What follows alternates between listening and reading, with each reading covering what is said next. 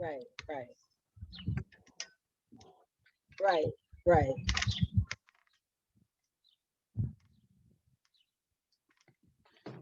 right, right, right, right, right, right.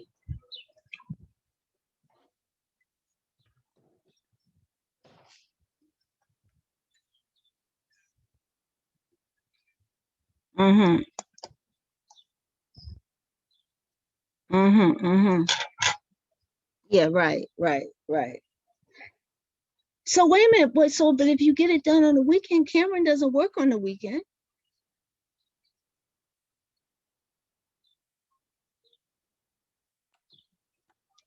Yeah, but if you don't work on the week, I'm having. Okay. I didn't know that.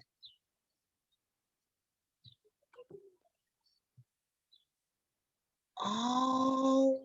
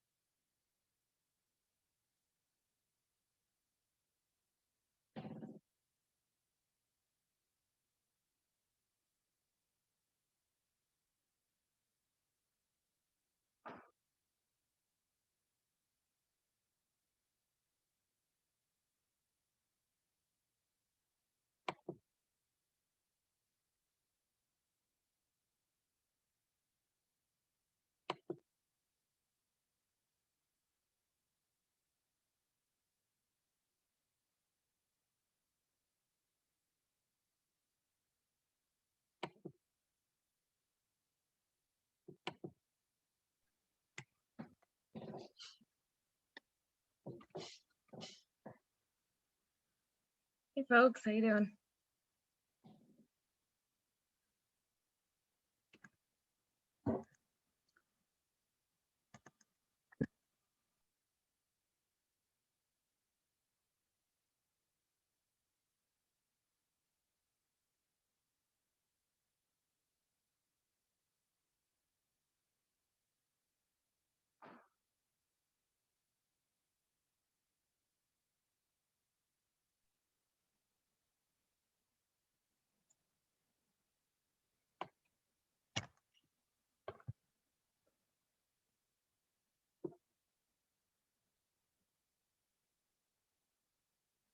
So Paul, I don't see Julie on, but I think she's gonna introduce George.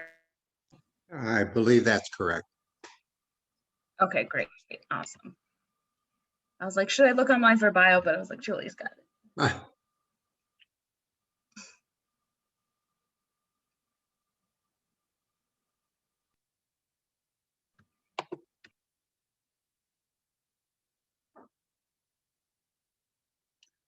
Ah,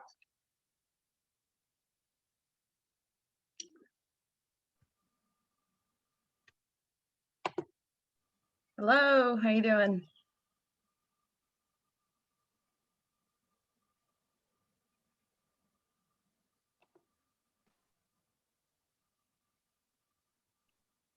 Paul, thank you for allowing us to Zoom. oh, it's my pleasure. I'm busy letting people into the meeting. Okay, I won't interrupt you No, again. that's okay. I can talk and click at the same time. Oh, good. Do we have someone who's willing to look at the chat for questions and stuff while I'm like talking?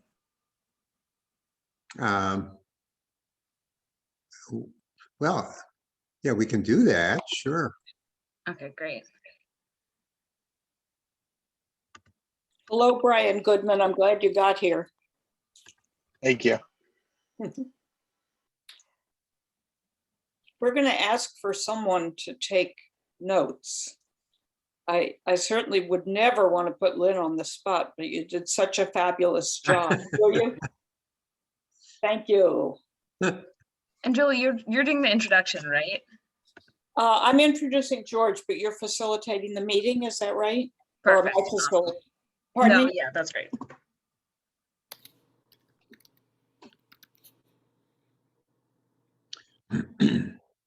I have somebody waiting in the, with the initials JMNZ. Is that, That's Joan McDonald, Director of Operations for Westchester County. okay, I guess we want him around. Her. Him? I appreciate Her. the scrutiny. Sorry. Hi, Blanca. Hi, Julie. How are you? Okay. Welcome. Thank And Phyllis is here and lots of people are here. Shall we?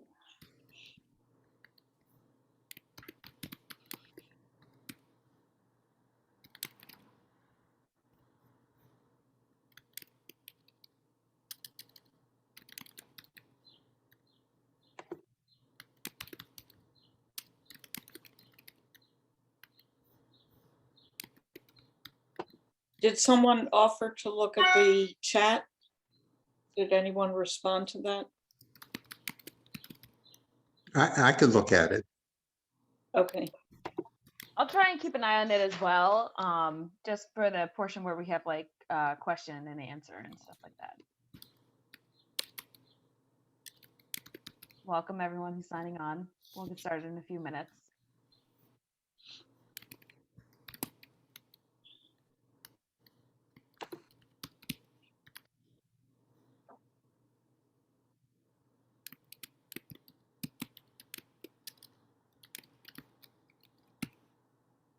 Hey Kenneth, how you doing? How is everybody? Good. Good, Kenneth. Also from the county, we have Worth, who's the Commissioner for Department of Community Mental Health. Hi, everyone. Thank you for having me. Welcome. Thank you.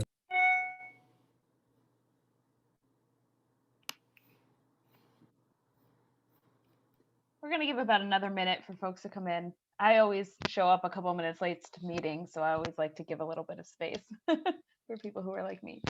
I wanted to ask Joan McDonald what your title is at the county. Sure, I'm the Director of Operations. Okay.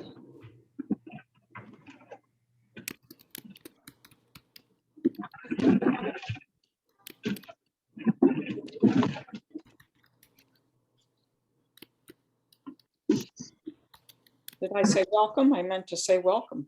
Welcome. Hello.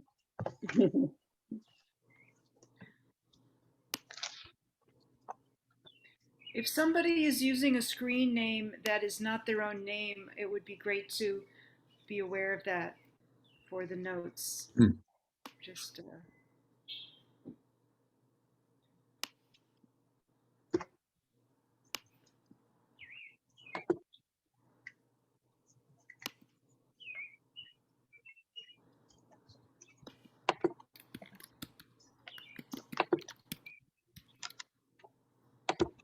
Althea.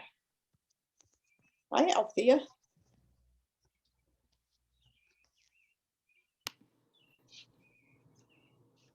Hello, Althea.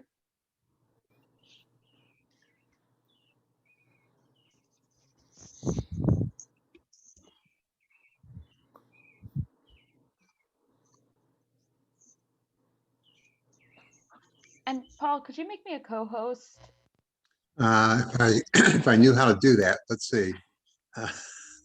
You should be able to go to like my name and more, and then it says like make co-host. I will see if that works. Let's see. Perfect.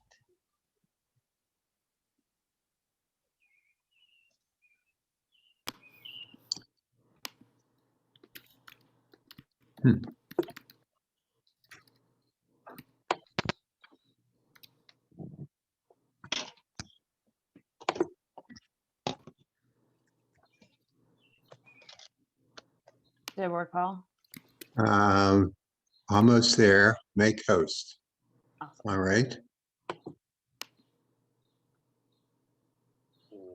Okay, you should be a co-host now. Great, thank you. Oh, it says, do you want to change the host? So maybe that makes you the host. It Period. might, but you should be able to assign a co-host as well. It should be I both of didn't us. see that. So let me just say no and try again, see what happens. So, If not, you can make me the host and I'll just make you a co-host all if we can do that. right. Well, Welcome, everyone. We're just getting our Zooms in order.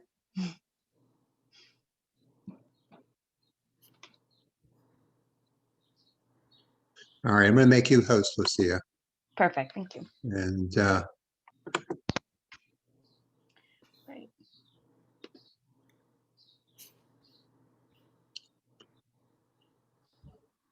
okay, so you have to be on the lookout for letting people in now.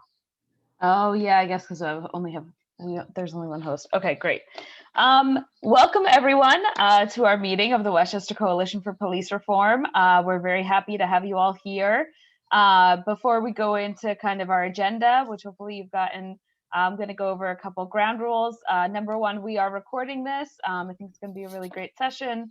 So we want to record it for folks who wouldn't be able to be here. If you have some issues with being recorded, just you can turn off your camera and just know that we're recording this. Another housekeeping rule is if you're not speaking, it would be great if you could go on mute to avoid background noise.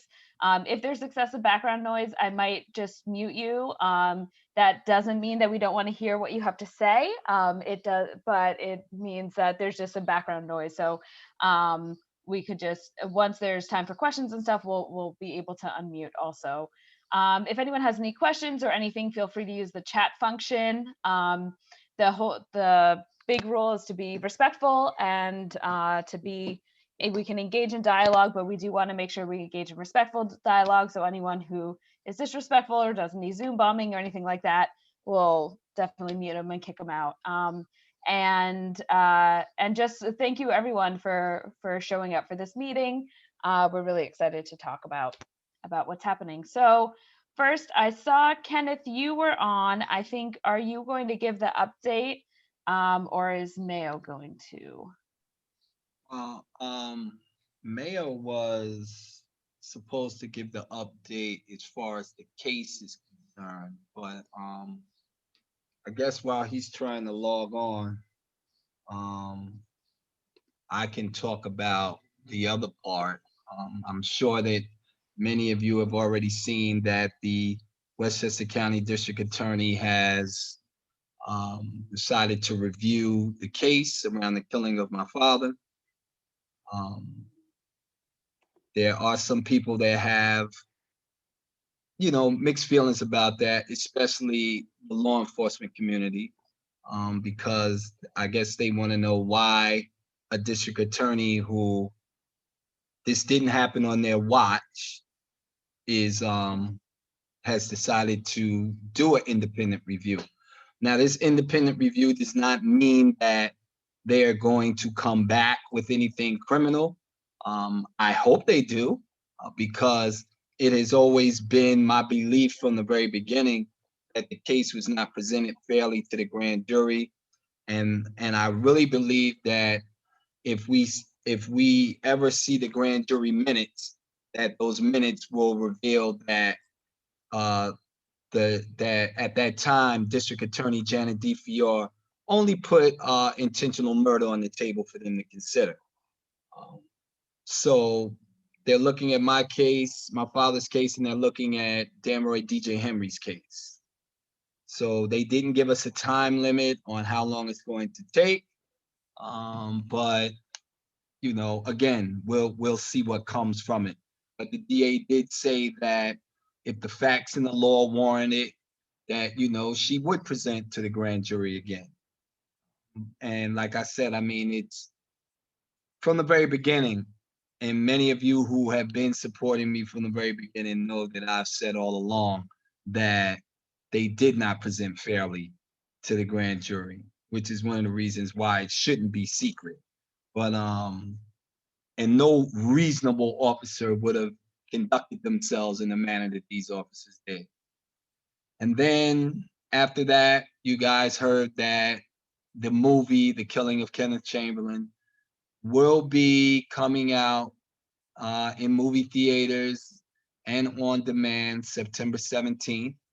I'm very excited about that. The 3 markets right now will be LA, New York, and Chicago. They plan on putting it right here in a movie theater here in White Plains. So that will be a very, very good thing. And like people have seen, I hashtag the world will know. So we're looking forward to that. I think that next month they're really going to push. You'll start seeing the actual movie trailer on television. You know, so Frankie Faison is going to be traveling around talking about it. Morgan Freeman will be going around speaking about it, and several other people who I'm not sure, but they definitely said that they have quite a few celebrities right now that have already seen the film that want to talk about it. So again, we're excited about that.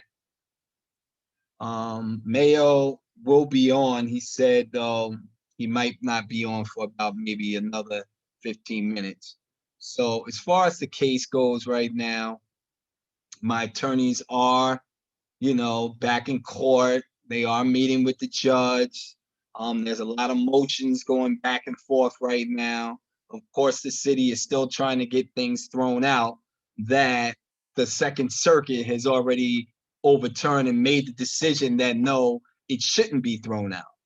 This whole argument is around this Fourth Amendment, that they did not have permission to make entry into the home, and there was no exigent circumstances that they should have even broken down his door.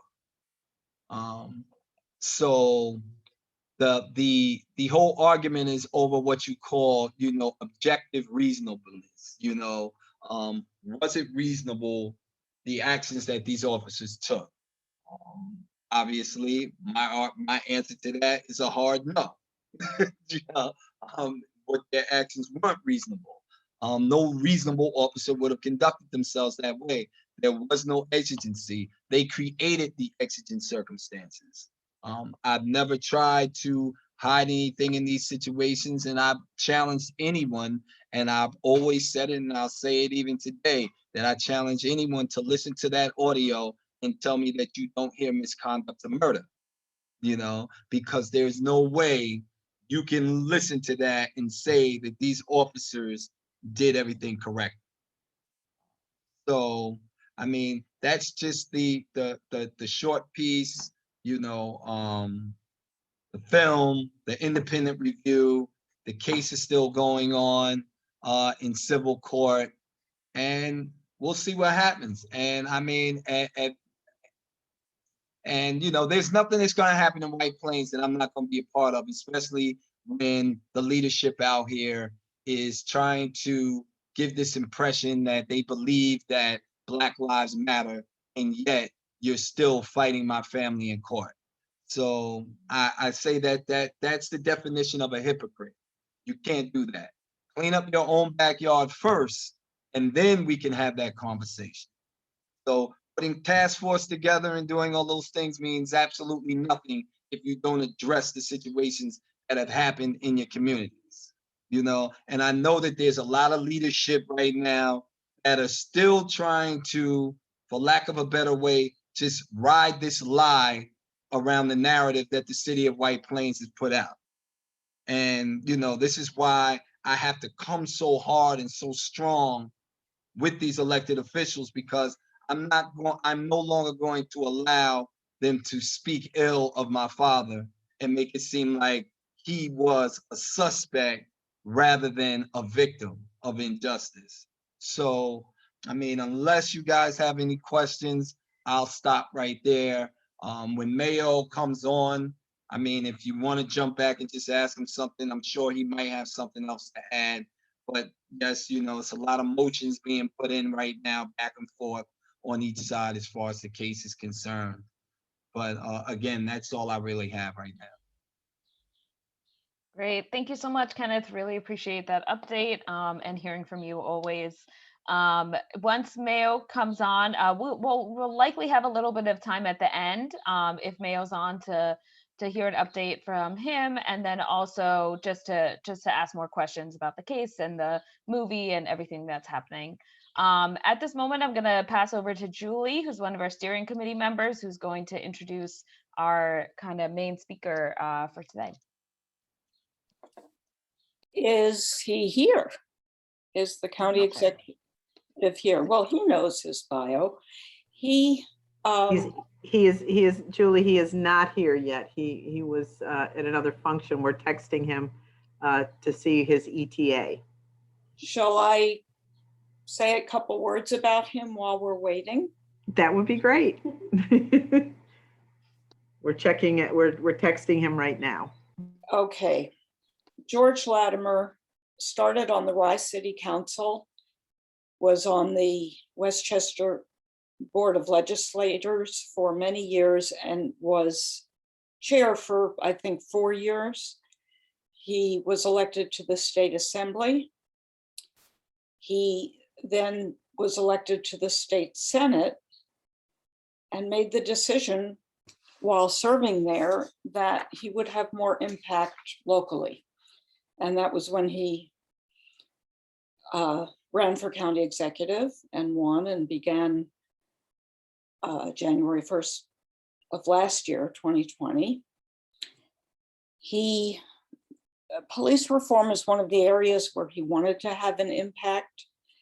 And he called us maybe even before his term started, after he was elected, to put together a group of people who would be informed and interested in speaking with him about the issue of police reform. And we met with him for maybe a couple of years. No, couldn't have been a couple of years.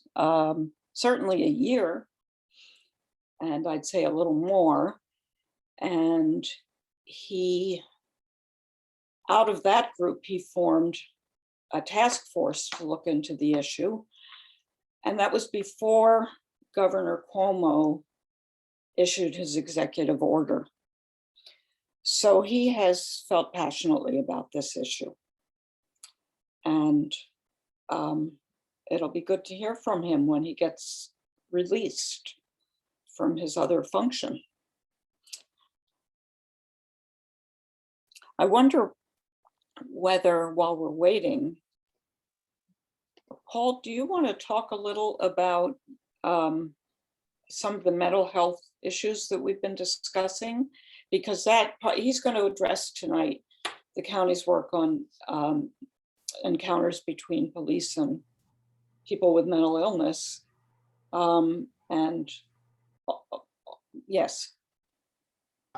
Yes, I would be happy to say a few words. A number of us worked on a subcommittee looking at all of the reports from all the different communities in response to the 203 request from the governor. And we focused on responses to mental health. And we put together a spreadsheet of responses. And I think it was sent out, but I just wanted to focus on two particular items. And actually, I wanted at some point to ask the county executive a question about it. Two of the items one of the items has to do with better police training. It turned out that 23 of the 40-some organizations or communities that put together 203 reports wanted better police training. And another one, 16 of the communities wanted to partner with the county in some way. Those are dramatic numbers. And I would like to put that in front of the county executive and see how he would respond to them. I mean, what can be done at the county level in terms of communities? There is the home rule dilemma that we have in terms of each community has a certain responsibility that the county cannot infringe on. But if communities are interested in partnering with the county, how can it be implemented? Now, it is the case now that 2 communities in Westchester County have already decided that the county should run, that the police force in those communities should be county police. So there are ways to do it. I don't know if that's something that the county executive wants to look at in more detail to see if other communities want to take that step. Right now, it's Mount Kisco and what's the other one? It's a small community. And Cortland, yes. So that's one possibility, one way to partner with the county. The issue of more police training, that's how should that be done? So those are the points that I find most intriguing. And if anyone wants to comment on them and give us their thoughts, I think it would be a good time to do it. Just if I can just jump in, this is Joan. He's about 3 minutes away. Terrific. And he is going to talk about the issue of training and some innovative ideas that we're looking at. And that's why we have also Commissioner Orth, our community mental health commissioner, because his role and his department's role as we put these reforms in place is going to be very, very critical. Any other thoughts that people want to share with us? This is Tom Kistner. I just want to remind everyone that the county is responsible for the police academy for all of Westchester County departments. So they're in a position to have an influence on what training the officers get. Yeah, it's a very important point that you're making, Tom. And I think now that's primarily for new recruits. The question is, how do you carry that training forward for the old timers in each police department? So those are big issues. There's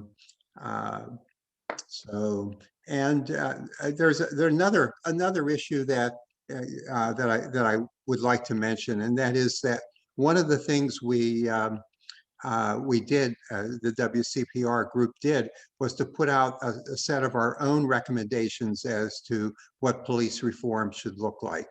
And one of them was that there should be an effort to be looking at the patrol guides and to see what in the patrol guides have to be changed. Bottom line is police review doesn't go far if what the police are doing is consistent with the patrol guide. And this is something that happened in Peekskill. The Peekskill group that was working on their 203 report actually went through the patrol guide in detail and took out things and changed things. And also Maya Wiley, who's running for mayor. I'm hoping that she wins, but I'm not so sure now. That was one of her suggestions, that you really have to start at the patrol guide. And I'm hoping that there's some way to move that forward. Perhaps the county executive could set up a task force to help communities review their patrol guides. So, and the county executive is with us right now, but first I'm going to go to Jill, who had a comment. Thank you, Lucia. I just want to say I don't train police, but I do several kinds of training, anti-racism, bias awareness, and conflict resolution training. And after 30 years of doing training, I've really learned that training itself is not the solution to any problem, because you have to make sure that training is implemented. So I would like us to look beyond training as a solution, but how do we really shift that culture of policing that allows police to be disrespectful of people, and especially people of color, and to the point where they don't feel like it's a problem to take somebody's life. Great, thank you, Jill. So I'm going to pass off to Julie, who's going to introduce Mr. Latimer.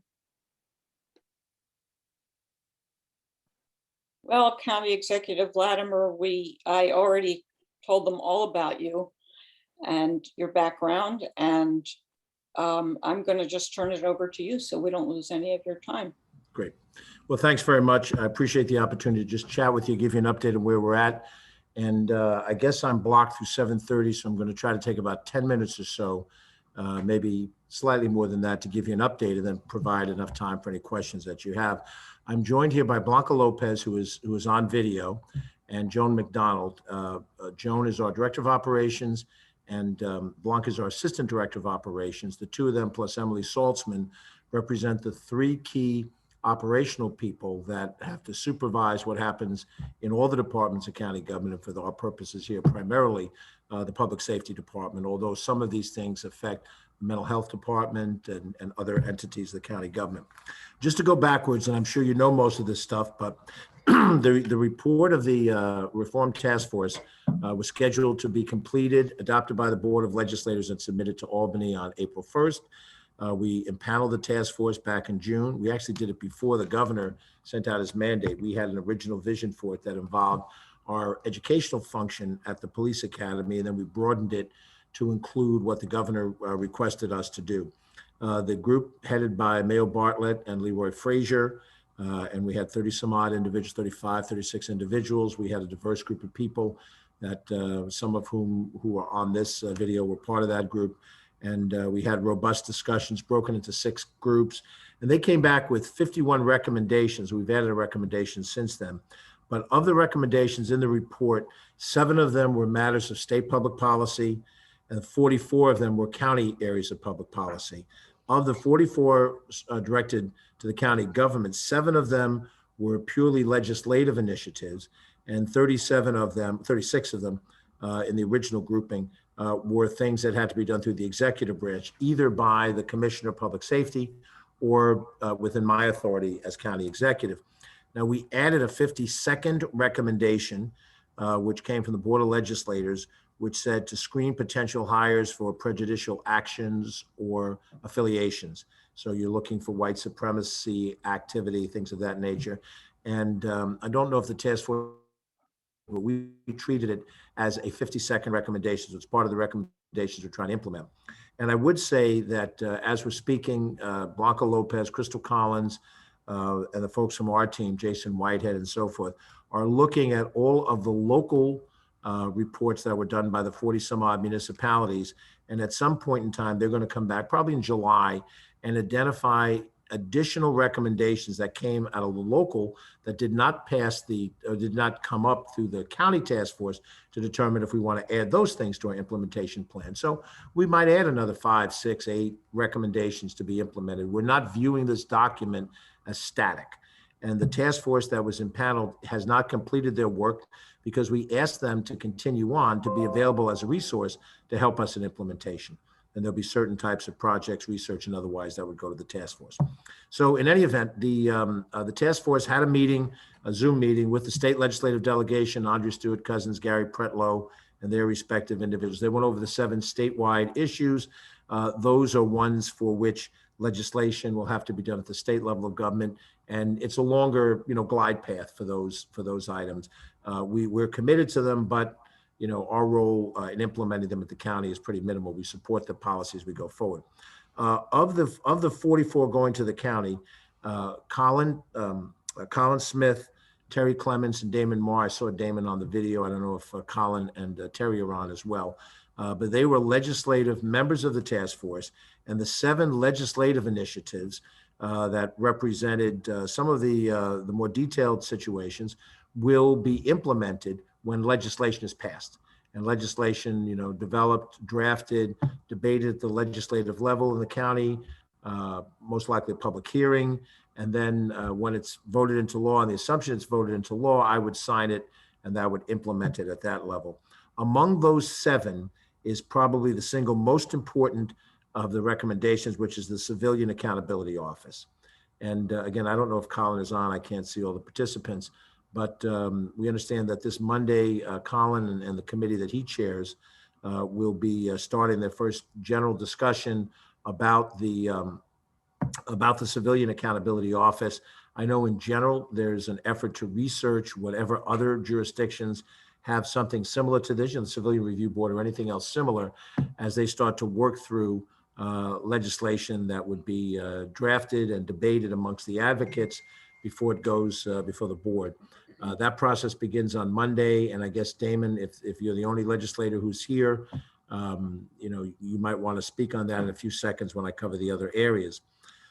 Many of the areas that fall under the executive branch, the 37 recommendations, could be enacted into law as well, but the implementation of them falls to the executive branch on an immediate basis. And the most prominent of those is the establishment of mental health crisis teams. And we are committed to doing that, and we can do those crisis teams. And if everything goes well, we could have them in effect before the end of this year. What the discussion team has done, it's a combination, the implementation discussion team in the county executive branch includes representatives of the Department of Social Services, Mental Health, Public Safety, and Department of Emergency Services. And representatives from those groups in a project alliance, as it's called, are working on trying to identify how to take this recommendation and implement it. Their thinking is that ultimately we need 8 crisis teams that can respond to the types of issues that are more mental health issues than they are traditional police response. It's sort of the SWAT mindset that's happened in police response. We believe we've got the financial resources to establish 3 of those teams this year under the current budgets that we have, and we can do it without having to injure the other services that we're providing in the county. So if we're able to put that together, then we would be able to have 3 mental health crisis response teams out and operating by the 1st of October, which will be the 4th quarter of this year.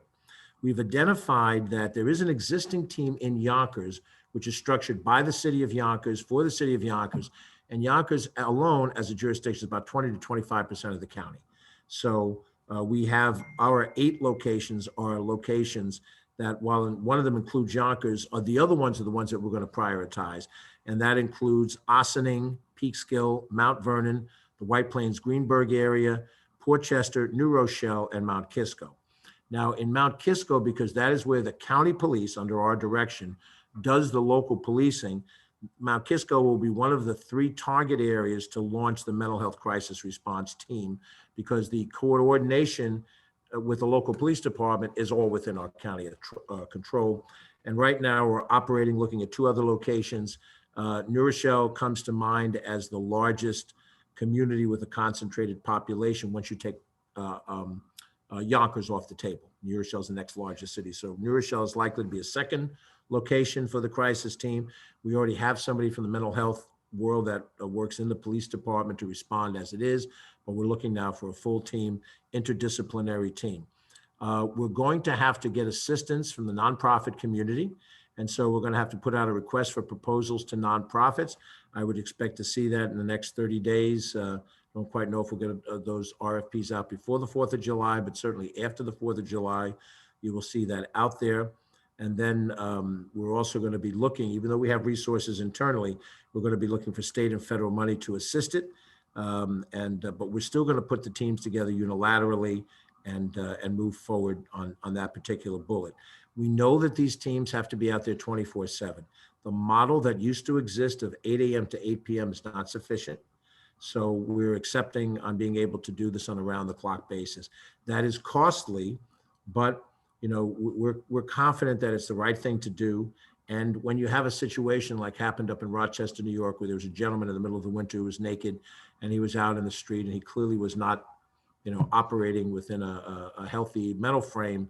And I believe he lost his life, when the police responded the way they did. Those are the kind of cases that we hope this team can respond to it. So the upshot is we're gonna team together to do that. We have issues to worry about in terms of 911 dispatch. We have to work through the dispatch situation. When do you send a team like this out rather than the normal police response team? That has to be worked out. We plan to start training as we identify these teams in July. And we've identified for the people who are handling the call-ins that would come, someone's calling a complaint, a person is doing this kind of scenario, that we have 25 people from the emergency services department who are dispatchers out of 6, and we have 30 people out of public safety who will go through training. It's going to be 8-hour training to get them to a certain point of skill set, and then ongoing training once they're working and up and operative. But all of this, Joan McDonnell has sort of charted with this multidisciplinary group, this Project Alliance group. Blanca Lopez has been on it.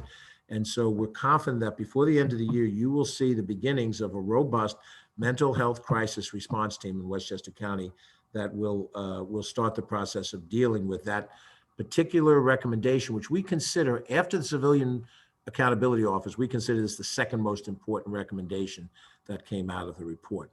I'm going to do a little more narrative, and then when we stop for questions, we'll take questions of any sort, and I'll certainly ask Joan and Blanca to add in anything that I may have missed. In general terms, in terms of how we're implementing this, of the remaining, I've just told you about one of the 37 executive branch recommendations. We believe we have effectively completed 13 of them already, and most of them are less complicated and probably less impactful. They were legitimate recommendations. But I see a comment, which is the third area to get a crisis team. We haven't determined the third area yet. There's some discussion about Portchester perhaps being that, because we have a unique Latino population in Portchester and a higher percentage than any place else, but it hasn't been finalized. So to answer that question, Mount Kisco, because we have control, New Rochelle because of its size, and then possibly Portchester, or we might do a different place for the third one we haven't finalized on. So going back to this, I know I'm talking fast, but I'm trying to cover as much ground, substantive ground, so that we're serious about this. We're trying to get it done. Some of the issues that came up in recommendations, training facilitation should be a team approach between experts in the various topic areas, law enforcement. We have an outline of how that's been addressed. One of the recommendations, a formal review of the use of social media, how that forum can be improved and used more productively. Implement policies to educate the public on police values, procedures, and operations. We have sort of a breakdown of how that's being dealt with. The enhanced orientation training for transfer officers. We get a fair bit of transfer officers that come into the county police department from other departments, and that's been part of it, and on and on. I'm not going to mention each of them, but there is a diagram. I'll just hold it up so you know it exists. That has 13 recommendations on it. And I guess whoever is the point person for the coalition, Julie has been a very good liaison. I think as secretary of the group, we will send you the document, Julie. You can send it to everybody else so they'll have a chance to see it. And then there's an additional 13 recommendations that are in the process of being implemented. They're not fully implemented yet. Again, some of them are pretty simple. Some of them are a little more established, a little more complicated. But something as simple as develop a library of training videos. That's not hard to do, and we're in the process of doing it.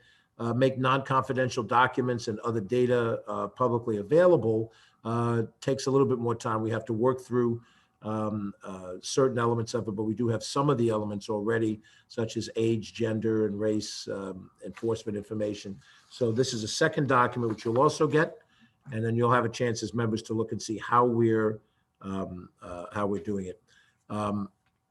There remains, if you assume that these 26 recommendations plus the one I've talked about, that leaves us still another 8 to 10 recommendations. And those are the ones that we will consider the ones that from an executive standpoint need the most amount of work. We have to, we're going to try to do as much of that as we can maybe through the end of July, maybe at the latest through the end of August. And then we have heavy lifting on some of them. The use of force policy, we know we're going to get pushback from law enforcement community on that. That's going to take some work. There's a couple of others that fit into that category where we're really getting into the meat and potatoes of how the police operation works. Keep in mind, what a county government has direct control over is of the county police force, which is a 300+ force of sworn officers who are tasked with policing the parkways of Westchester County, meaning the Hutch, Sawmill, Cross County, Bronx River. We're responsible for showing law enforcement for county-owned facilities, which really means parks, although it does mean some of our office buildings. But, you know, in the summertime, policing playland, policing the pools, the beaches, those are major tasks. Kensico Dam Plaza, we get a lot of people. And then we are on contract with the Village of Mount Kisco to provide full policing in Mount Kisco. So we are the local police in Mount Kisco, and we have an arrangement with Cortland, along with the town of Cortland. We provide some basic services. We do not do the day-to-day policing in Mount Vernon, New Rochelle, Yonkers, White Plains, Greenberg, and so forth. So what it means is when we implement these ideas, we're implementing them for the county police office that we have responsibility for. When we get to the issue of the civilian accountability, we can implement it and it would have jurisdiction over the county police, but that's a very small portion of the total police. So in that particular case, we will have to create a situation whereby IMA, intermunicipal agreement, a local community can plug into a county accountability office. It leaves the power to plug in at the local level of government, and they would have to agree to come in, whichever communities would do it. And, you know, some of the local communities are looking at doing versions of this on their own. I think Ossining has already done something like this, and perhaps Mount Vernon. And if they do their own thing, that's fine. But when we get to the final legislation on the Civilian Accountability Office, the intent for it is to be something that applies to county police, but has the flexibility to be plugged into by one of the local police departments. I doubt we would get universal plug into it because of the politics of individual communities, but that would be an area of advocacy for some of the local folks. So I've done about a 15-minute dead narrative to try to get you up to speed, and I'm happy to stop, take a breath. I don't know if Joan or Blanca want to add anything to what I've said. And then Julie, I'm open to questions until you have to get on to your next topic. Great, thank you very much. Does anyone else from your office want to add anything else? Blanca, Joan? I can add something. Hold on, I'm sorry. Hi, everyone. So we also have with us Commissioner Michael Orth from the— We're getting a little bit of an echo. I'm sorry. Sorry. No worries. You want to come on my machine? Yeah, I'll. She's going to take my machine. So we have with us also Commissioner Michael Orth from the Department of Community Mental Health. And he has been such a great asset in putting together a total of actually 5 recommendations under Project Alliance that focus primarily on responding to mental health calls. Part of the discussion that we had with Commissioner Orth as well as the other commissioners had to do with a review of the local reports from the municipalities that submitted their own reports to the governor with respect to mental health calls. We know that 99% of them, they acknowledge that this is a critical and important issue, and we wanted to get their feedback. So we reviewed those reports to specifically look at what they were asking for. Primarily, they were asking for support from the county, and they were asking for additional training. I think if Commissioner Orth, if you wouldn't mind just talking a little bit more about the crisis mental health teams. And I know that there was a question in the chat as to how they would work alongside the local police or our public safety police, if you wouldn't mind just talking a little bit about that. Sure. Thank you, Blanca. And I want to thank our county executive and the team and all the departments that spent a lot of time working on this plan. And Blanca was there right from the inception, and we've had several meetings since we started drafting the plan. And the first thing we asked of all of our county departments was, what are the underlying principles and values that we feel people who are experiencing a behavioral health crisis we would want, including if they were for our own loved ones. If one of our family members was experiencing a psychiatric crisis, what would we want?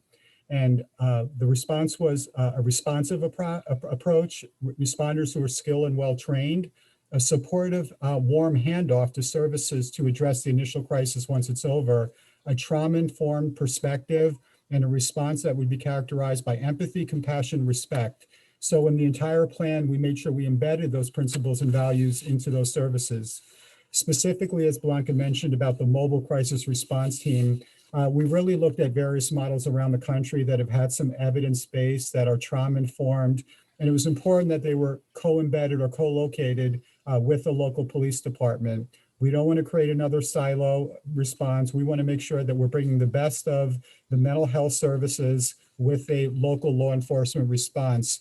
So the teams will consist of social workers, also have psychiatry time, and there also will be certified alcoholism counselors, and also perhaps a peer, someone with lived experience, to work as part of a local team.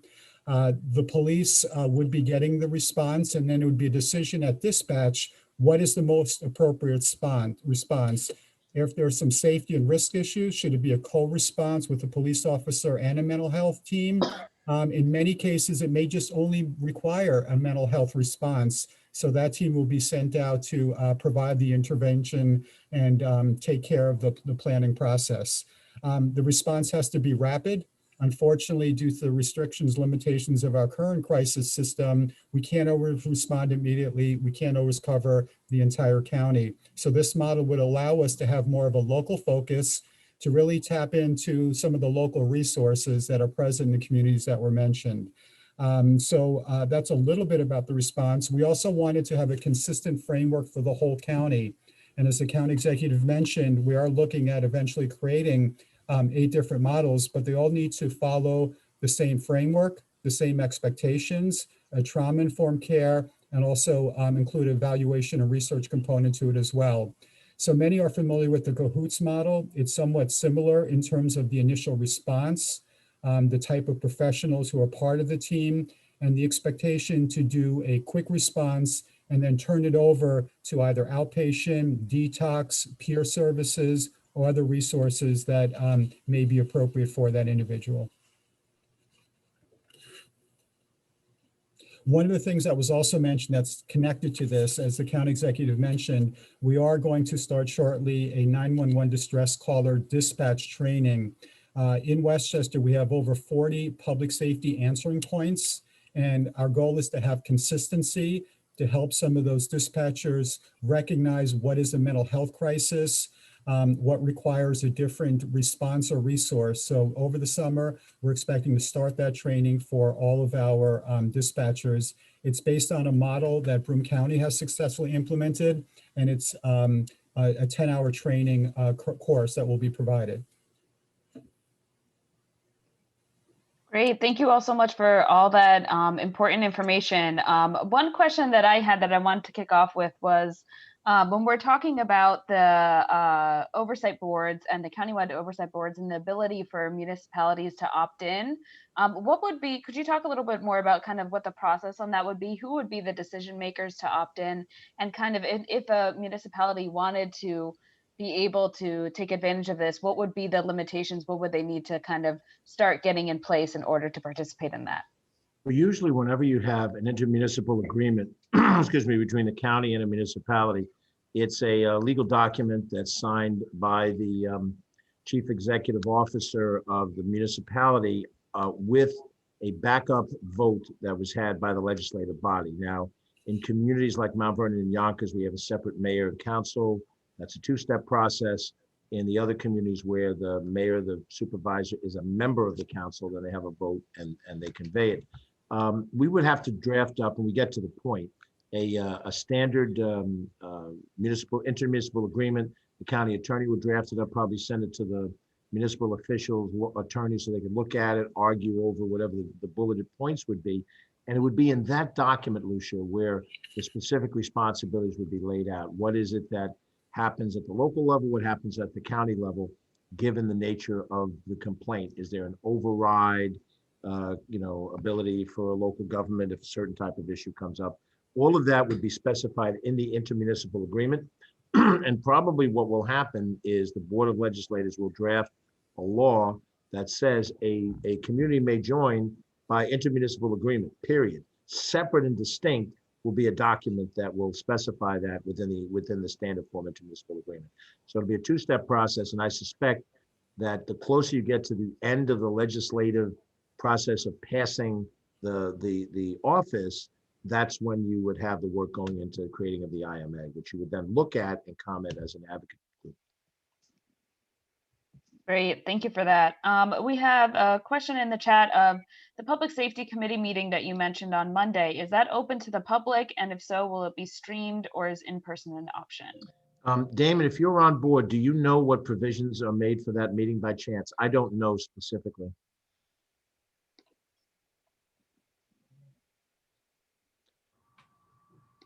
Okay, all right. We can get you that answer. We'll have to obviously go through the Board of Legislators. I'm not sure, we're in that transition since the lifting of the emergency order is. So I don't know if these meetings are still going to be on Zoom. If they're on Zoom, I assume there'd be a link available for a member of the public to attend. How the committee chair, will handle public comment, I don't know that. But that's all information we can get. Blanca, do you mind if I task you with talking to the board and have them, Lucia, do you want us to get back to you as a point of contact? Sure, yeah, that would be great. I'll put my email address in the chat in case you don't have it. And then we can email out to everyone else. I'm once we sorry, get my the tech got information. screwed up here. The answer is we are open for business starting Monday. So you can come and see our lovely faces in person if you bring your masks and all that. But the committee meeting is open to the public, but you can't talk at that meeting. But if you want to talk about this or any other issue, we're going back to public comments being permitted at our full board meeting in the evening, 7 o'clock. Again, bring your mask, be ready to have your temperature taken. So, if you want to talk, you can come at 7 o'clock and be with us as well. But otherwise, both are streaming online. You go through the Westchester legislators. And I put that in the chat. I also put the name of the organization that's coming to speak to us at the meeting on Monday, the committee meeting on Monday, something called the National Association for Civilian Oversight of Law Enforcement. So they have a lot of information on what other communities have done and what works and what doesn't work. And if I just may, my 2 cents on that and what the communities will do. I was on the task force, and we hope that everything that we had suggested could be used at the very least as a model and template for all the communities, as we're looking at all the communities' suggestions as well to see if there's anything we should add, but especially with regard to a review board or civilian accountability to civilians. I think just on a matter of economy of effort and scale and our ability to hire on professional staff at the county level, I think that's going to be the selling point for voters to tell their municipalities to opt in, and the level to which they will accept, the municipalities will just use the county institution, well, independent county institution, as a finder of fact. They can do it just for that, make their own decisions, or they can follow act and disposition as to, or at least have the opinion of the county board as to what the disposition should be in disciplinary matters. Great, thank you. We have a question in the chat here of how will the mental health teams interact with local police? Well, the intent is to have a close working relationship as we go along. Since we're just in the beginning of the process and we haven't really interacted with the local governments the way we need to in order to implement it, we're not 100% sure. We think that the first couple of projects that we have are in essence going to function as pilots, and we'll see just what our relationship looks like. Again, Mount Kisco is a given, but in a New Rochelle setting. Joan or Blanca, did you want to add anything to how you envision that interaction with the local government playing out at this point? I think, George, it's just what you said, which is we've been digesting what the local governments have requested. Most of the local governments don't have the community mental health resources that the county has. So that's why we think the partnership will be very beneficial to both. They have the local police departments, we can bring the community mental health and services from Department of Social Services to assist them in those teams. So we think it's a good model. You know, I would also add one more thing to this. This is one of the recommendations that I have seen support from law enforcement for. We know that we've got some battles ahead on other recommendations, but I think there's going to be support in the police community. I can't say universally, but if there's a separate group to respond to a certain kind of incident that they're not as prepared to deal with, they're actually going to welcome it. So I think on this area, we're going to have pretty good cooperation. I don't know if it's going to be the case in everything we do, but I think we're going to get pretty good cooperation on this one. That's my sense of it. If I may add also, I know one of the participants before said sometimes training is helpful, but it's usually sort of a one and done. And as many of us know, there is currently a crisis intervention team training that our County Department of Mental Health does with the Police Safety Department. Mostly it's for new recruits, but we also do it for ongoing staff as well. One of the ideas was not only to offer the crisis intervention training, but also create sort of a center after everyone takes the training to also not only infuse the training in day-to-day practice and provide mentoring and sort of sharpen skills as they use some of the interventions, but also coordinate with local entities as well, including some of the community-based organizations, our faith-based organizations, to really have them become part of this crisis intervention model and also be a potential resource. So that builds in more ownership, it builds in the resources, and it really complements what a crisis intervention team is really set up to do, working with the community. And just to add to that, following along with the crisis intervention training, this training is flexible enough so that it's not just for recruits, but it's also for officers coming in for in-service. We can't hear the Yeah. speaker. Can someone raise the volume? Yeah, sorry, Blanca, you have, okay, there you are. The training is flexible enough so that it can be offered for not just recruits, but also for officers coming in for in-service training, as well as peace officers and supervisors. I know that there was a discussion earlier on, I think from Paul, as to how would officers be trained. And this is just a response to what he was asking out loud in the beginning of the meeting. Great, thank you. We also have a question of, do you have a sense of how long it will take to set up the Office of Police Accountability? Well, the problem that you have to deal with is the beginning of a legislative process is just starting. So it could take, I don't know, 6 months to get it to fruition. It could take longer. Legislation, is never done quickly. So I think you have to look at how much progress is being made by the legislature, period by period. My intent as the executive is to have our staff help where the legislature asks for help, but it's a deliberative body and there's 17 members and they're going to have to sort through these things at the pace that they see fit. We also have to say the obvious is that there's an election coming in November in which all members of the legislature and myself are on the ballot. Those of us who are running for re-election, which I am. Everything we say does not presume that we're going to win, but if for any reason we're not in office, new decision makers could in theory do different things, just so you understand that the election is this year, not in the future year.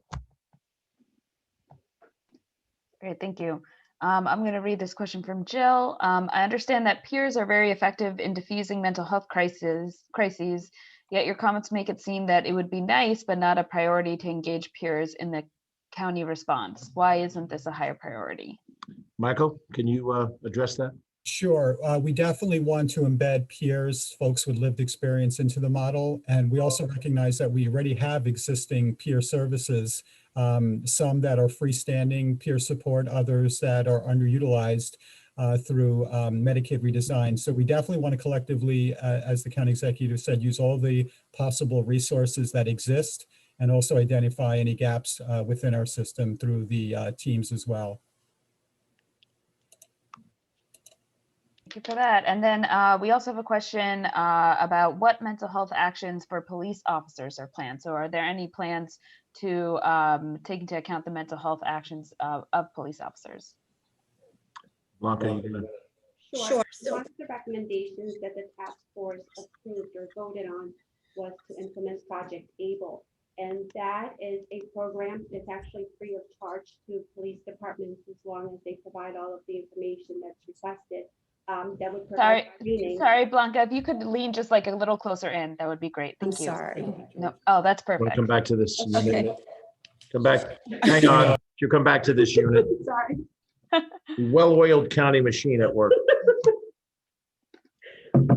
COVID playing musical chairs. As I was mentioning before, one of the recommendations had to do with Project ABLE, which focuses on de-escalation, but it's also addressing the mental health challenges that police officers face on an everyday basis. This is a project we actually had a training, not just for our public safety department, but it was also available for local municipalities, just so that they know what Project ABLE is about. We know from a review of the literature from the local police departments and local municipalities, this is also a recommendation that a lot of them included in their own reports, and that this is a part of the next phase of implementation. We would like our public safety department to also bring in Project ABLE to the county, and we think that this would be extremely helpful for police departments and police officers in particular. Perfect. Thank you so much. And I know it's just about 7:30, so I'll just have this last one. What are the political challenges to implementing the reforms we have discussed, particularly as we approach November?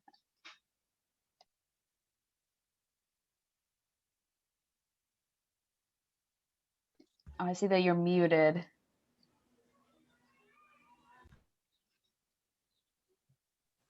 So would you like me to talk a little about that since I'm up for re-election also? George, you're muted. And that I'm trying to unmute. It took time to get through the visuals. I'm sorry. Damon can certainly comment from a county legislative standpoint, but let me talk from an executive standpoint since we're charting most of the recommendations. We have moved to segment the different recommendations with the purpose of trying to accomplish as much as we can accomplish collegially first. We know that we've got some battles ahead. We think if we can implement a significant portion, 2/3, maybe more of it, from a cooperative standpoint, then we will get more cooperation as we head into the final third. The election has its impact, to be sure, but I think what we've shown, and I'll speak for myself, and Damon can speak on behalf of his experience. I think what we've shown is a progressive administration, an issue after issue after issue, but also a balance. And that's where I see Westchester people are at. Westchester, the majority of the electorate, not in every single district, because different districts are clustered, different realities. And you certainly can't say in all 17 districts, but in most districts, I think people see the need for reform and they see the need for reinvention. We in Westchester are not one of the smaller upstate counties that are just much more conservative and much more unwilling to do the whole thing. But I think we have to show that we can implement elements of this, and that will create the consensus to do the next elements of it. If we, as an example, do the mental health crisis response teams and they start to work and people see it, that's going to make it much more easy for us to then get around to the bigger lifts as we go along. We're going to get opposition, that's for sure. But I think we'll show enough progress through election day that people who are being balanced on it, there are people ideologically who don't want us to do any of these things, and they won't, they won't support candidates who support these initiatives.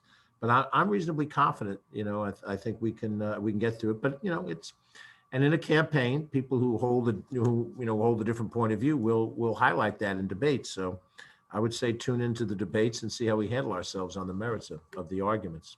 I feel confident that I can make a strong merit-based case. Damon, I didn't want to cut you off. By all means, you can opine as well. What that guy just said is fine with me. I'm in a very politically diverse legislative district. I have bright blue, New Rochelle, and bright red, although less red, Eastchester now, as the rest of Westchester.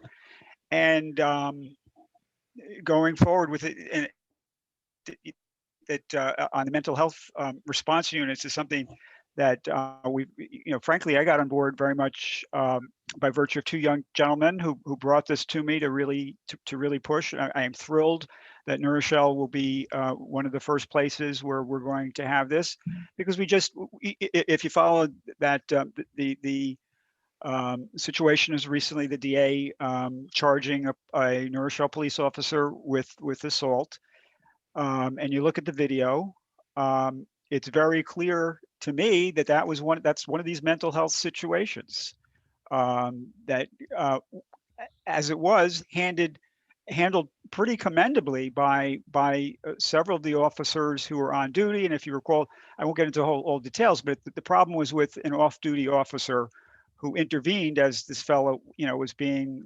restrained.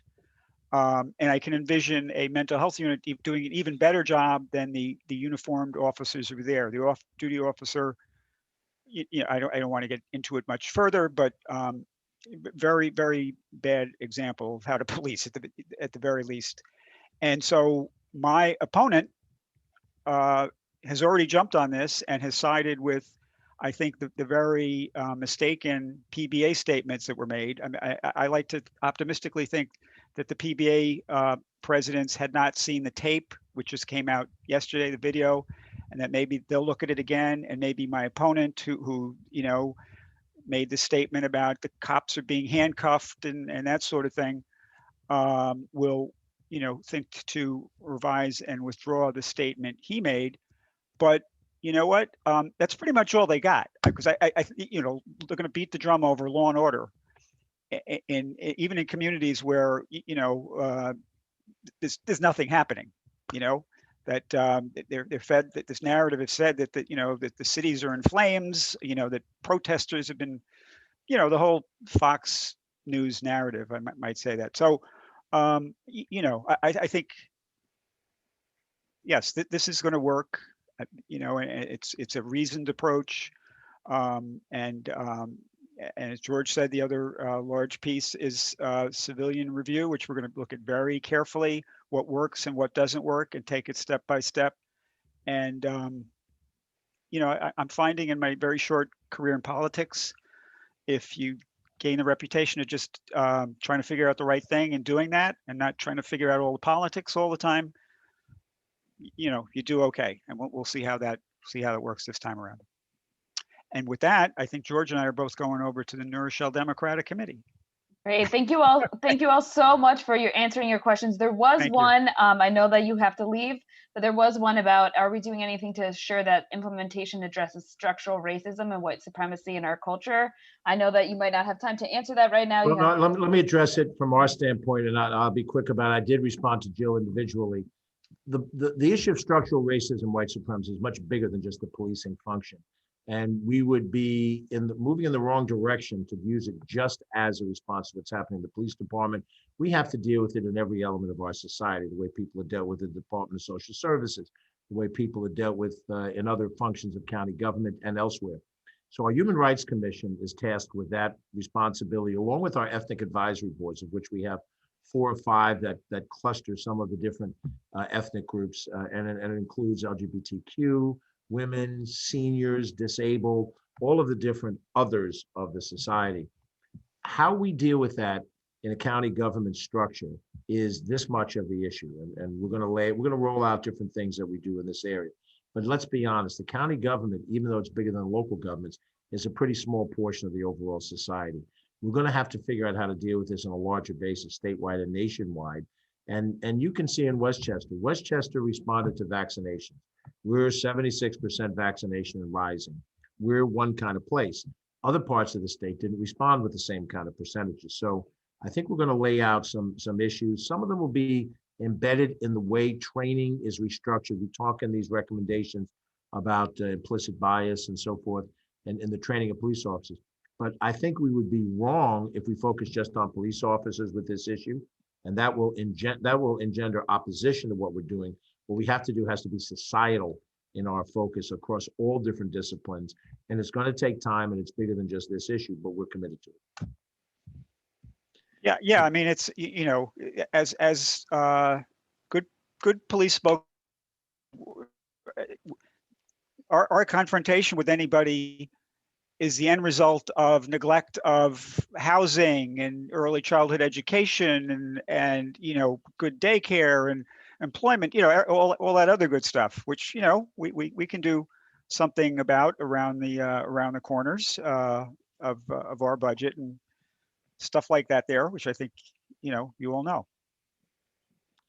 I'm going to say goodnight, folks. I do apologize, but over and out. And we look forward to following up and give you another update in due time. Thank you very much, George. for Thank you. joining you very us. much Good night, for all. being Bye-bye, here. Nada. Nice Bye. to see you. Hopefully in person the next time. Gotta go too. Bye-bye, See you. David. Bye-bye. Thank Thank you. you. And bye-bye, Blanca and, sorry, Jane? No, not Jane. Is it Jane? No, Joan. I'm sorry, Joan. Sorry. Great. Well, that was a good discussion. We got a lot of information from there. So I think we're going to open up. Paul, you talked a little bit about the municipality's conclusions about mental health issues, but did you have anything else you wanted to add on that? No, I think there's a lot to digest here, and it's very exciting to hear George talk a very progressive line, and I'm hopeful that things will happen.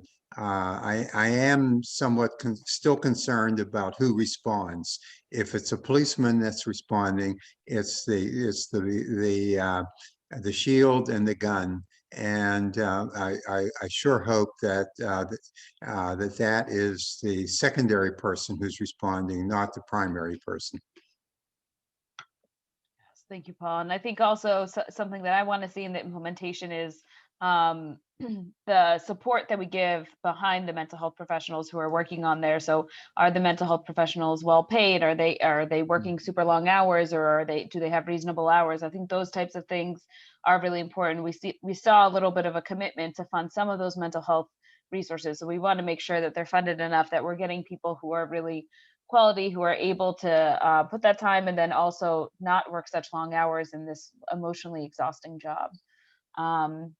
Anyone else have some thoughts about the discussion that we just had?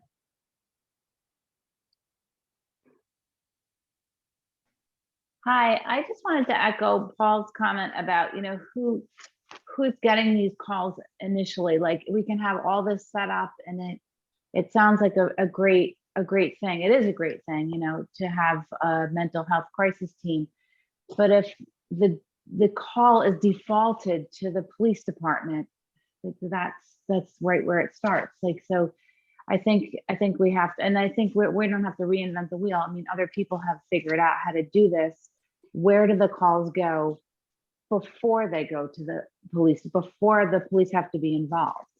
So I think that the whole goes to the police first, and then maybe gets shunted over to the crisis team is something that has to be addressed, because then the whole program won't work. It won't work if that's how it starts. Yeah, I think it also speaks to the importance of having dispatchers who are extremely well trained, and to Lucia's point, they have to be well paid if they're going to be well trained, and so we'll just have to wait and see how that all plays out. There's a lot of talk about implementation, so I think that's where our next kind of battles and fights will be, that a lot of these questions, it can either go really well or really poorly based on the implementation. So that's something we'll have to look out for. Any other thoughts? Well, also what George was mentioning about this is an election year. I mean, if there's any concern that we might lose more liberal or quote progressive legislators, and since I was very happy to hear George is anticipating possibly 6 months to get the legal framework implemented for the Office of Police Accountability, I think it should give us an urgency that we really want to see this happen before the November election, just in case we lose liberal people at county government. So we want to make sure this is a sealed deal. And that it's created and we have peace of mind. It doesn't matter what happens in November. We have the Office of Accountability, and we have a mechanism whereby cities and towns like the city of White Plains could opt in to this Office of Police Accountability. Yes, I have a comment, if I may. At our last meeting, we talked about how it's difficult to move forward unless we reckon with the past. And so like in relationship to Kenneth, if you're still there, how has Latimer responded to the issue with your father? And also, I mean, just to note that on, the Board of Legislators, after they were shown this Vera Institute report, that 90.6% people incarcerated were people of color convicted in Westchester, they drafted a letter of support arguing for these 4 criminal justice reform things. George didn't even respond to sort of inquiries about that. I mean, it weren't raised tonight, but so there's larger issues. There's a lot of positive stuff that happened tonight, but there's a lot that wasn't said too. And I mean, so Kenneth, how is he specifically addressing your issue, which is really, and also just the larger issues of racism that still persists in, the people who are in jail are largely the results of encounters with the police. So I'd just be interested in that larger discussion while appreciating what was said. So let me just say that, George is not directly responsible for anything that has happened as it pertains to the killing of Kenneth Chamberlain. So he doesn't have to make a comment one way or the other. My argument with elected officials, though, here in Westchester County is that they are quick to denounce the killings that are happening all around the country. But again, it goes back to my statement I said earlier, which is they're not addressing what happens right here. And last year around this time, we held a big rally and we said Westchester County has its own George Floyd's, because it was so important that we made sure the people don't forget that these things are happening right in their own county, right in their own cities, towns, and villages, right here in Westchester County. So will they? They're politicians. That's so they're going to say all the right things. And like you heard Nada say, he mentioned what? This is an election year. Okay, so they're going to say all of the right things that need to be said. I mean, is it great that they put together a task force? It most certainly is. But as Julie said, we were meeting with him long before the governor even said put a task force together. And to be quite honest with you, many of the things that the task force came up with, we already said, okay? But I'm really not gonna go there. Let's just see what happens. I still believe the cup is half full, so I'm not gonna shoot down anything. I want to see what's going to happen. I want to see if they're going to institute a lot of things that they talked about.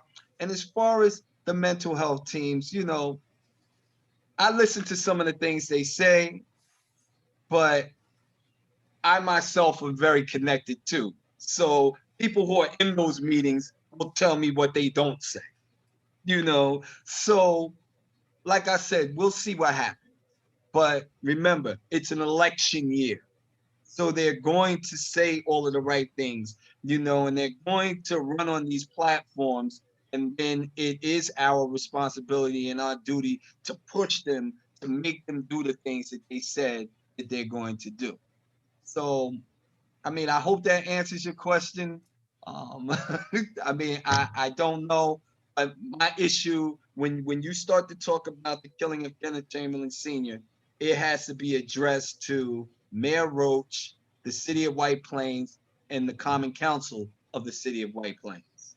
That's where those questions have to go. Like, it would be great if he were on here and someone said to him, we see you put together a police reform task force, and that's great. But why is it that you haven't addressed the killing of Kenneth Chamberlain Sr.? Okay. And of course, his reaction or his statement will be, oh, it's pending litigation. I can't talk about it. But you can stand up there and talk about your work as a Bronx legal aid attorney, which I'm going to be perfectly honest, I could care less about, because it has nothing to do with the fact that a 68-year-old man was killed on your watch. And because you were silent, silent is consent, which means you're culpable, just like the White Plains Police Department, just like the Westchester County District Attorney's Office. And this is why I hope this independent review sheds light on that and we can move forward and, you know, and do some other things and really address the issues that are happening out here in this city and other cities. I see that Mayo is on here now, so I don't know if he would like to kind of jump in and talk about where the case is right now, since you asked that question. How are you, Ken? How's everyone? Hope you're all well. I just want to share a couple of things. One is that with the Westchester Task Force, we've been continually meeting. So we meet every week. We're still working on implementation. We are working with, I'd say probably about 10 people who've been meeting consistently. We've also met with the state delegation, and we've had conversations about how we might be able to implement some of the things that require statewide issues. And we're looking at all of the reports from the different municipalities in Westchester County to try to add things that we may have missed in the county so that we can be as complete as possible, as well as outside of the county. So we're looking at best practices that we didn't get to address in county. There were 3 things in particular we didn't get to address in the county because we didn't have a quorum. One of them was no-knock warrants. We met twice to try to deal with that, but we didn't have enough people in the committee to vote for it or against it. And then we also talked about right to know. We've had some interesting conversations. Actually, Chief Padilla from Bedford had a really interesting model where his officers are going to have cards with a QR code on it. So you can actually scan and get a lot of information, file complaints, leave comments about the officers, and gain access to other information. So we're trying to find what works well elsewhere. But I'm going to move past that, and I will go into where we are right now in terms of the criminal presentation of Mr. Chamberlain's investigation. Mimi Roca has agreed to reopen have a review of Mr. Chamberlain's case, as well as that of DJ Henry's. And that is with a goal of looking to see exactly what was presented to the grand jury and how it was presented and what the grand jury was allowed to consider. And to Ken's point, you know, again, this is, we had been asking for that for almost 10 years now. And prior to Mr. Chamberlain having been killed, many of us have been asking for that for many decades, looking for independent prosecutors. But the thing that I find very encouraging is the fact that she's brought on Judge Gleason, who was a former federal judge, partner at Debevoise, which is one of the largest law firms in the world. And he has been designated special prosecutor. He has also had other members of his firm designated as special prosecutors, which is exactly what we've been advocating for. And that way you get a neutral viewpoint. You have people coming in who have no agenda with respect to the politics of Westchester County, who will look at what was presented so that we'll know whether the grand jury was allowed to consider whether Mr. Chamberlain was called a racial slur and whether aggravated harassment might have occurred, whether there were other hate crimes that may have occurred. What possible charges could have been presented. And we tend to doubt that all of the possible charges were presented. In fact, it's probably likely that intentional homicide, which probably would be a non-starter for the majority of the jurors if they look at it. And even then, we don't know how evidence is presented. So we've probably said this a number of times. You've heard that a grand jury can indict a ham sandwich, but a DA can also make sure that a grand jury does not indict that ham sandwich. So we'll get a lot of information here. I expect we're going to learn a lot that we didn't know.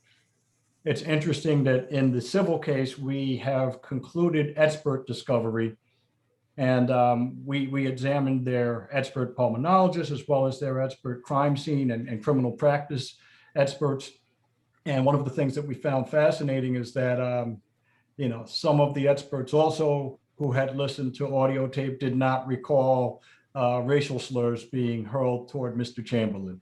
And in my mind, it's somewhat inescapable that you would recognize that word. It would jump right out at you. So it makes you wonder through what lens they're seeing the case. And that's fine, because ultimately, if the case goes to trial, the jury is going to hear the tape, where before they weren't allowed to hear the tape. a jury will be able to now consider whether the entry into the home was reasonable, where before they were prevented from hearing that. So, you know, we're very happy with the discovery and with the way things are going in the civil case. But I have to say, I'm really, really thrilled with the way things are going in terms of the district attorney's willingness to reopen and to explore what was presented.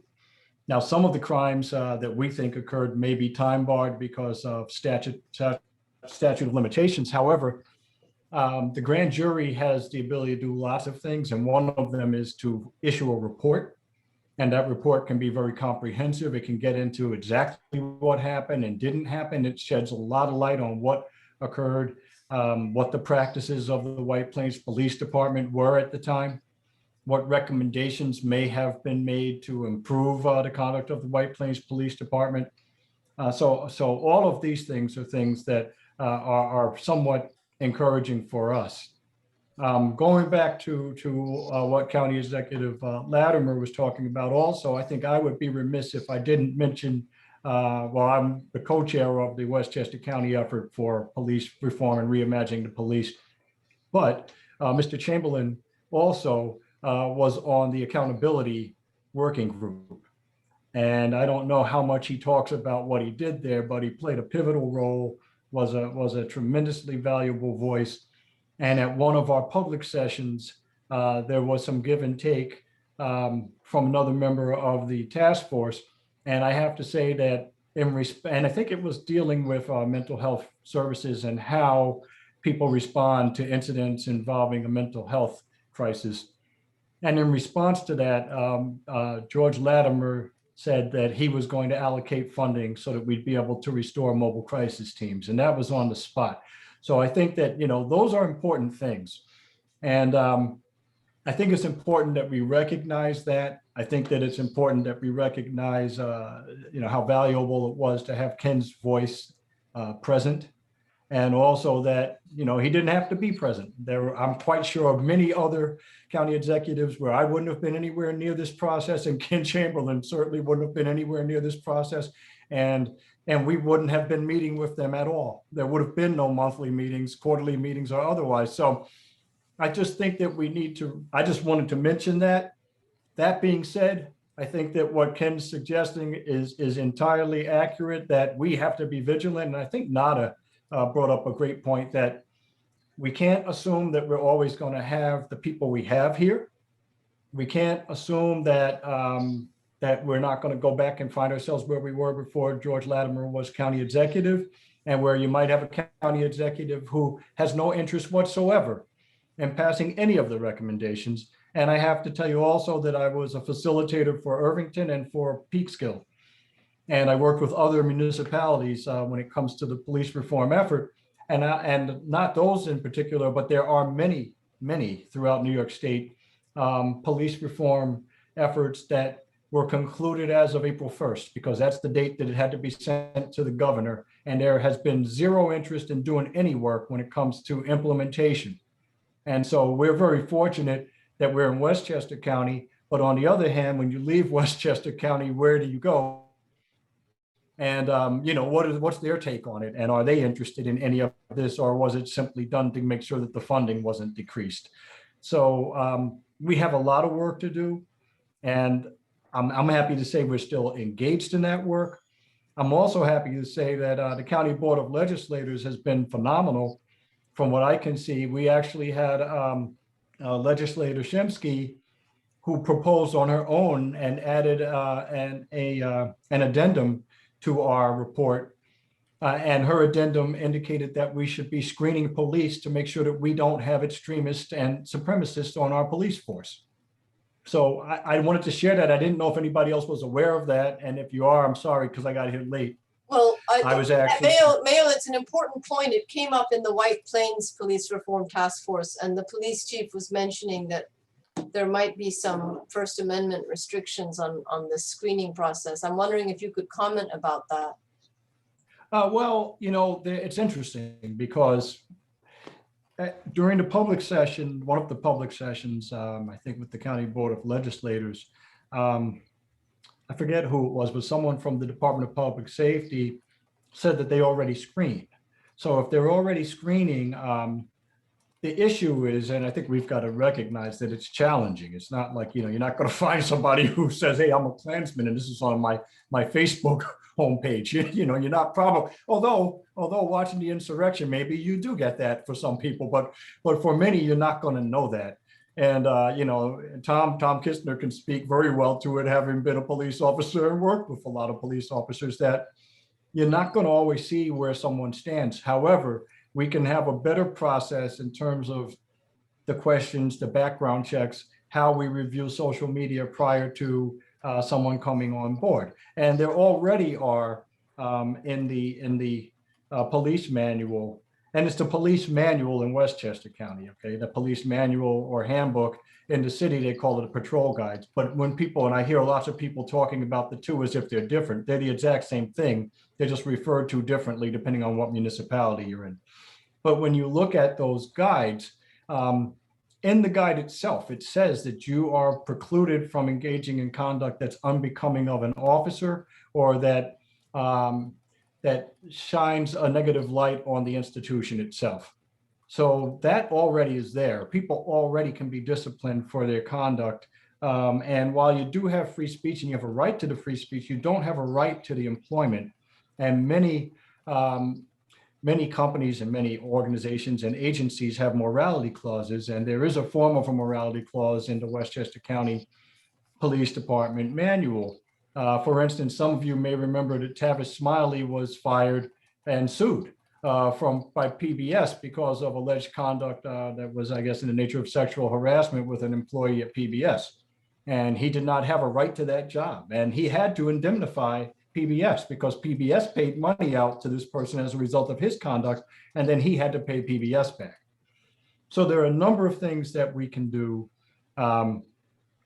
as we continue to move forward. The other thing is that the police reform, on the police reform front, at least in Westchester County, is that County Executive Latimer has decided to maintain this body as a standing body. I think that's important, because what happens is when you have a change of guard, which you will eventually, we don't really know what the philosophy of those coming in will be. And that's why it's so important that we have structural change. And we always have talked about, all of us have talked about the need for structural change instead of simply having someone that we may really happen to like and who does all the right things, but we realize that things happen. That person may retire, they may not win next time, anything can happen. And then what happens? The policy goes out the window. So we wanted to make sure we had structural change that will allow us to look at these incidents and also to have policy and protocol in place that'll be there for future generations.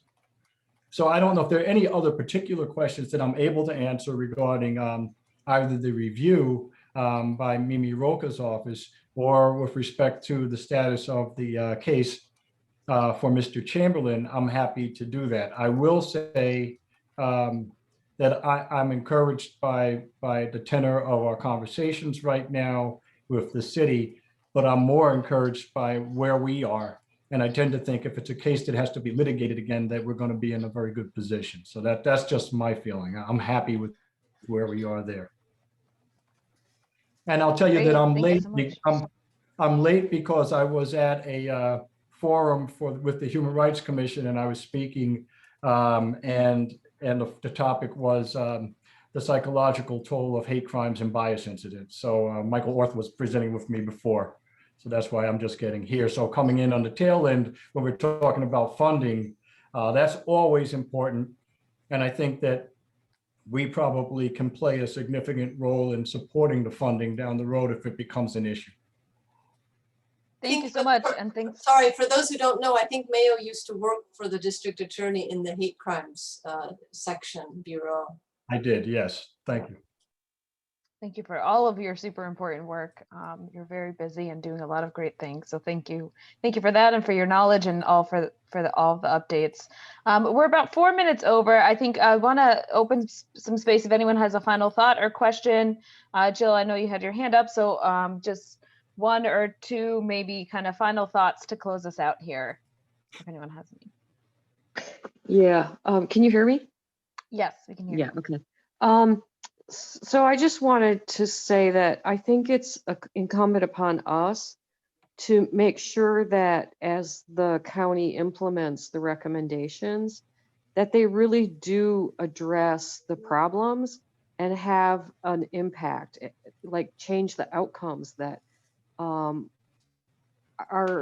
particularly, the police are taking BIPOC brothers and sisters' lives, like including here in Westchester. There's you can't dispute that. And so while it is a national issue and there's a lot that has to happen outside of Westchester, we can work here as well.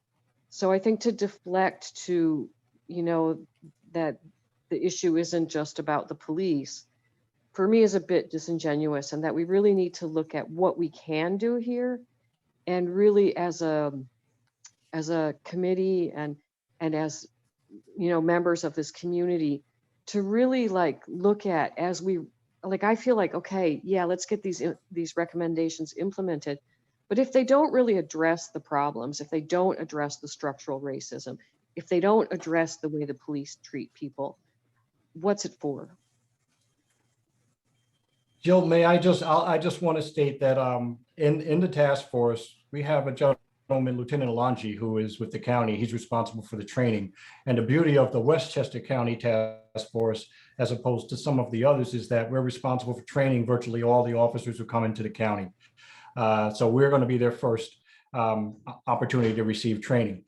Lieutenant Alonji and Tejas Sanchala was instrumental as well, the Human Rights Executive Director, in this conversation. We were talking about training for bias crimes and bias incidents, as well as implicit bias. And Lieutenant Alonji indicated that he was willing to increase the training for implicit bias and for procedural justice and for evidence-based policing. And all of that would come under more or less, what we would be looking for under anti-racist process in the police department. And he was outstanding because he said, you know what, look, we can find the time. And you got to understand that there's a limited amount of time, and it's a lot of time, but there's still a finite amount of time. So if they spend time on one thing, by definition, they can't on something else. He said, I can find an additional 2 weeks of implicit bias training. I think we were only doing 2 days. I believe it was 2 days. I may be mistaken, but he said we can add 2 weeks. And he said, because we can find time. We have every officer receiving arson training, and they don't need it because the reality is that the average officer will never investigate an arson. They're going to call the arson investigator. So he's been great, very proactive, looking at ways that we can have a real meaningful change in terms of the training. So if that's there, and also they've looked to bring on some other people, some new people to present the training. And there's a possibility of having some lawyers from the Lawyers Guild Civil Rights come in and participate there too. It's not finalized, but that's something that we've been talking about. So hopefully that goes toward what you're suggesting. And I agree with you, Jill, that it's got to be meaningful. It's got to be more than simply saying we check a box. But I think that finding 2 weeks is significant. And it's far more than is required by DCJS, which is the licensing agency. Great. Thank you everyone for coming out. I know that we have a couple comments, but I do want to be respectful of people's time, and we've gone over a little bit. But I think this was a super amazing discussion. Thank you so much. And we'll be back next month. So check it. We'll email all of you about that. And if you, if you have anything urgent, just feel free to get in touch with any of the members of the steering committee. But thank you so much for coming tonight, and we really appreciate this really, really interesting conversation. I really thought it was super impactful. So thank you all for all of your hard work and all that you do. Thank you, Lucia, for facilitating this evening. And thank you, Julie, for making sure and inviting County Executive Latimer for us. We really appreciate it. Yes, and thank you, Paul, for the Zoom. Yes. And I thank all of you for your hard work and important work. And thank you, David. Is David still on, for helping with the hosting? I think he might have logged off. Yes. Thank you all very, very much. Have a great night.